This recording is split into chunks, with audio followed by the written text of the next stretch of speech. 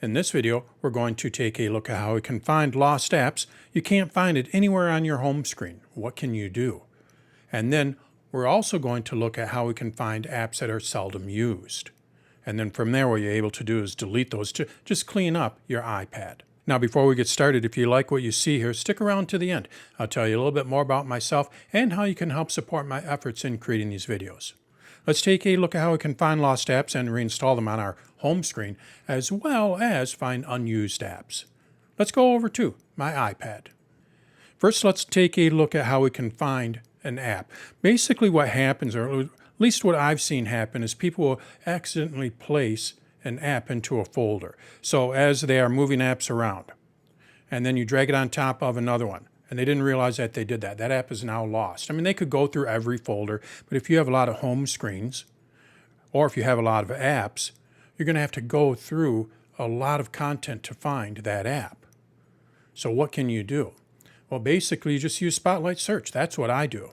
So I don't know where that Apple TV app is. So what I do is I just swipe down to get to Spotlight Search, and then I search for that app. This was the Apple TV app, so I just type in here Apple TV, and there it is. And then from here, what I'm able to do is drag this onto my home screen. So let's go ahead and do that. I just long press on it and I drag it and I place it where I want. And now you're going to see that that app is sitting on my home screen. And if we look at the folder, remember I moved it into this folder here, you're going to see when I open that up, it is no longer in that folder. So basically what you did is you found that app and then placed it on the home screen again.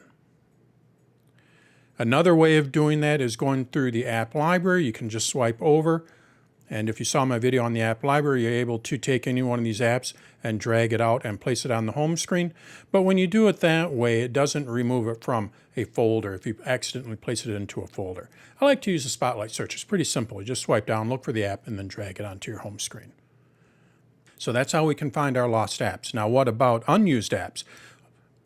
If we have an iPad that we've had for several years, you're going to see that you have a lot of apps on there. This is my demo iPad, and look at how many apps are on here when I go to the app library. I have a lot of apps on here. What I would like to do is kind of clean this up. Maybe get rid of the apps that I don't use. How can I do that? Well, we can do this through the Settings app. What we're able to do is view our apps by when they were last used. To do that, we need to go into our Settings app. So I tap on Settings. And then from here, what we do is we go over to our storage. So I need to go to General. We need to go to our iPad storage. So I tap on General. And then from here, we go to iPad storage. I tap on it, and now I can see all the apps here that are on my iPad. But right now they are sorted by size, which is a nice way to view them. You can see what the largest app is, and then if you don't use it, get rid of it. In this case here, I don't use GarageBand, so what I would like to do is get rid of it. It's using 1.61 gigabytes. That's quite a bit of space. I tap on it, and then I can go and delete that app. But what about those unused apps? Remember, this is sorted by size. Well, what I'd like to do is I would like to sort this by when they were last used. All you do is just tap on that, and then you're going to see the option to sort by last used date. That's basically all we have to do. So I tap on that, and now the apps are sorted by when they were last used. So the last app that I used was Tabforms 5 when I tried to open it up. And then before that, we can see that it was Paste and then Pages. So the apps that I haven't used in a while are going to be at the bottom of this list. So all I do is just swipe up, and then we have to go to Show All. It's going to show me all of my apps in the order that they were last used. So I just go down to the very bottom, and these are the apps that I haven't used.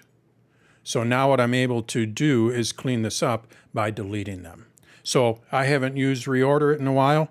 I tap on it, and I can go and delete that app to free up space, or just to clean up my iPad. Now, you're not going to be able to do this with all the apps. I also have Apple Vision Pro set up. I don't use this iPad for my Apple Vision Pro. This is a demo iPad, so I'd like to get rid of that. Well, if you look here, I can delete the data, but I can't delete the app. So some apps, and primarily they're going to be the Apple apps, some of the apps we can't delete, but if there's any third-party apps and a lot of the Apple apps we can delete if we don't use them.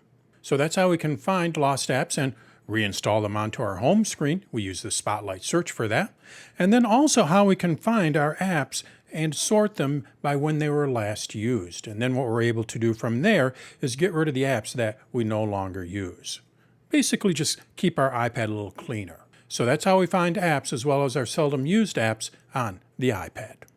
Now, if you found this video helpful, what you may want to do is like the video. You can subscribe to my channel. You can share it with your friends and family. In addition to that, I have a couple of different options if you want to help support my efforts in creating these videos. The first one is I have danstutorials.com. This is where I place all of my videos. I also have an AI assistant modeled after an Apple Genius. This is a membership-based site, and when you become a member, I'll take out all of the ads from the videos.